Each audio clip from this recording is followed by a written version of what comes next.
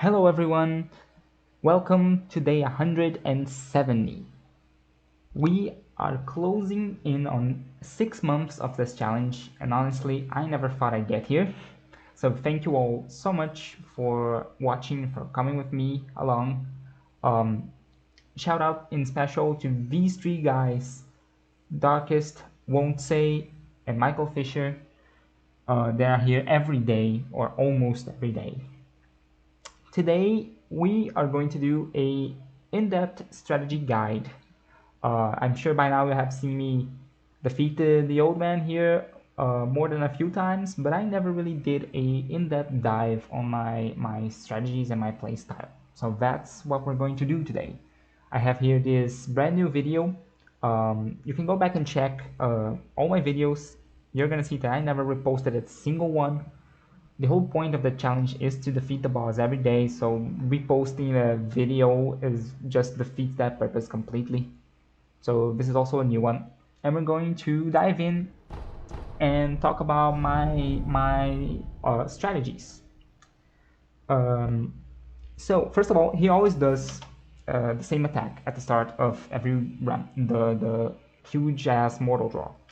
So if you don't have a prosthetic, you just gotta back away from this, and then you either back away a lot because this attack covers an immense area, or you weave in between the two slashes, the first one here and the second one.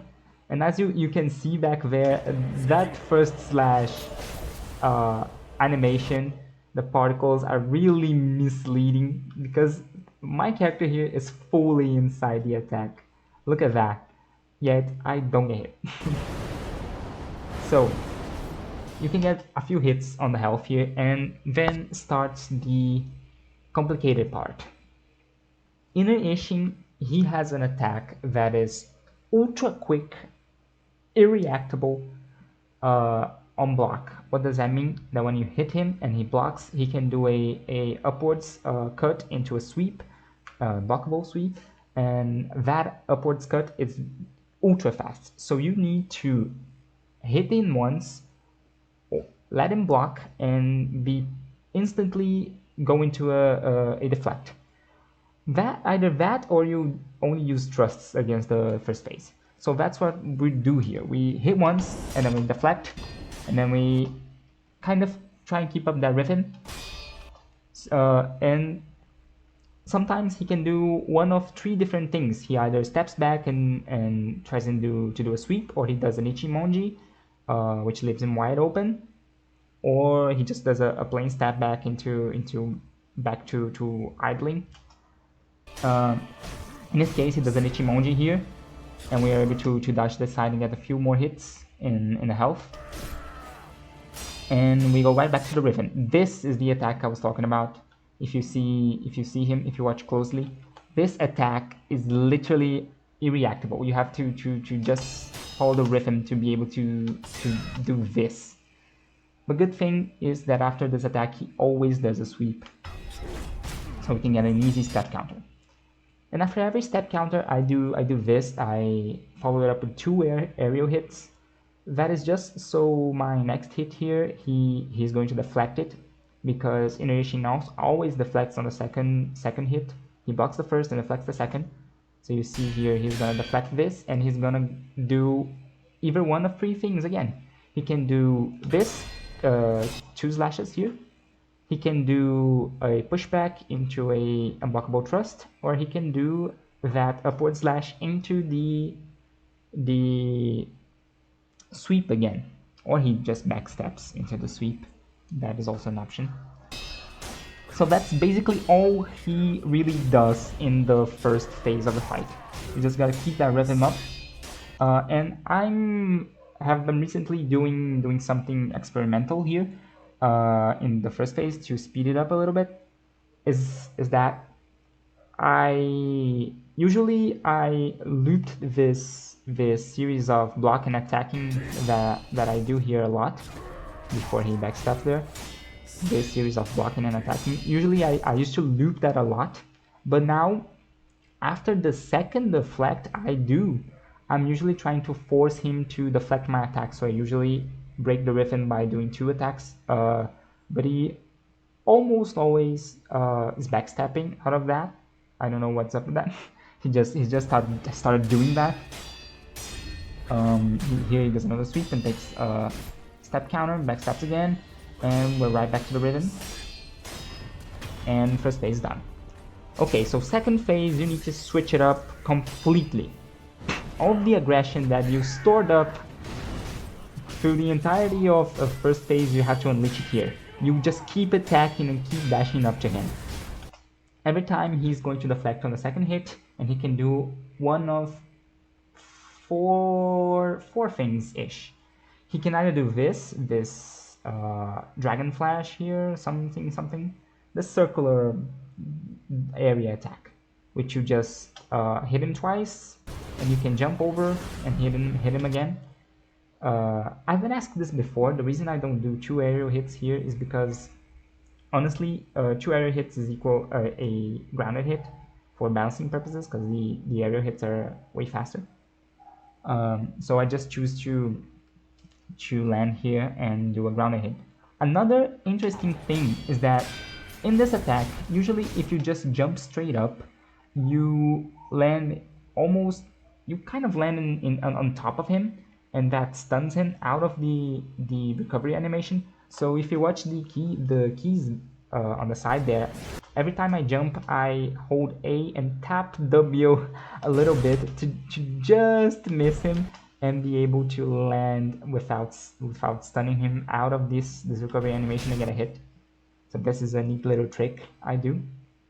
So besides that circular attack, the other things he can do is either backstab or jump back with the sweep, or he can do a fast overhead hit or a slow hit from under, upward slash, very slow.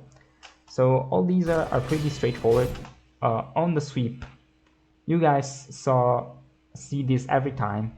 You literally just keep up aggression. You dash up in his face, use the iframes and the relatively bad tracking of this move to get on his face and keep attacking. This is the slow upwards cut I commented on. You just take care with the timing and deflect it properly. And here he does the fast one. Yup. Let's play that again. Slow one, right after fast. Then he dashes back, and you just keep up aggression, using this rhythm to your favor. On the first phase, I usually try to steer him away from the walls and other objects in the arena, but here on the second phase, he moves around so much that it's literally impossible to do that. You just gotta adapt and play with the hand you've been dealt. So I almost always get hit because of the fucking cliff there, or the wall, something messing up my timing or positioning. So, well, you usually don't see those, even though I'm kind of gathering material for a fail compilation that might come soonish. So that's something to keep in mind every time I'm close to a wall or a cliff. We just keep up the rhythm here, attacking and deflecting and dashing up in his face every time he backsteps. And yeah, here is where it starts getting dangerous, because he being close to a obstacle usually messes up my positioning and timing entirely. He usually tries to backstep in these situations and gets caught in a wall or something. I don't know if he does it here. Not really. He backstepped kind of parallel to the wall, so he didn't get stuck there. So I don't think we got anything to worry about. This attack is one of the dangerous ones. What does that mean? This running slash that he does is honestly it's a danger because of the follow-up. Sometimes if you're not fast enough to get to him, he will just tank your hits and hit you in the face back. And I'm really not consistent in dealing with this attack without getting hit. So that's what I mean by it's a dangerous one. is that I usually get hit to this attack. But here we do just fine. He does another jump back sweep and we keep up aggressive. And we get to the third phase. Third phase is mostly just like the second one, but with lightning. You see here, he tries to backstab and gets caught in the wall. And if you watch closely, I could just keep up aggression here and hit him in the health again, but I don't. Why?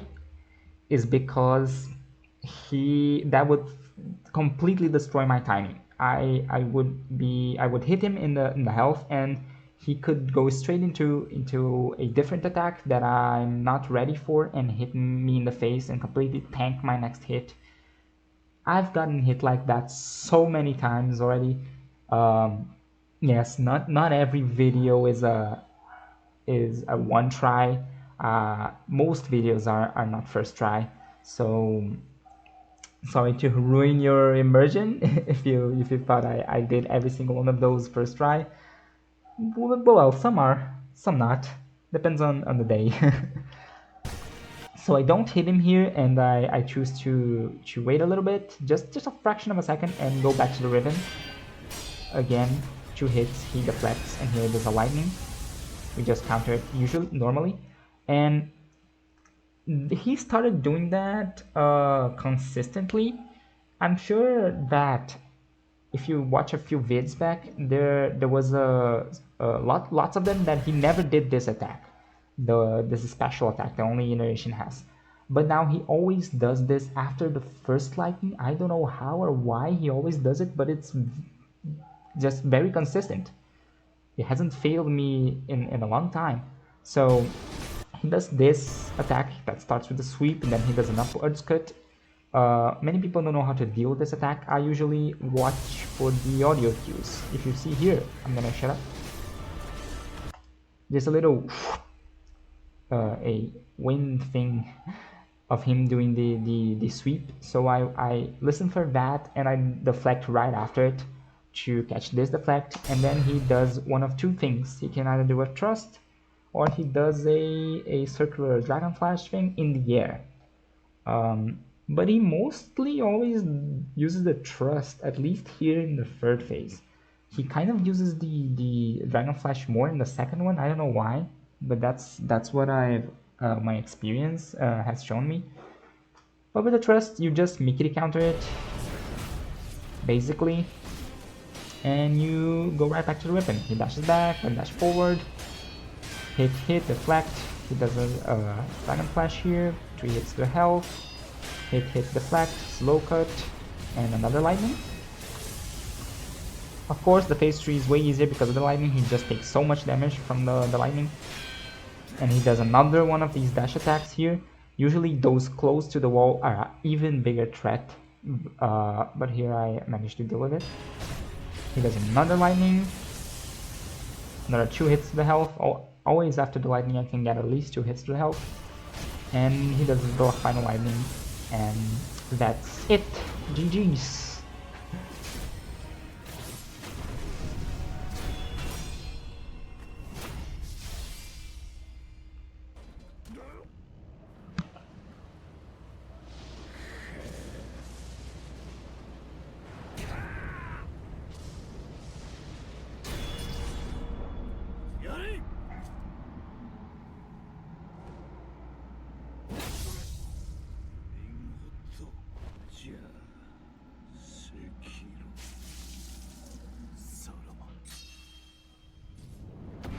Great fight.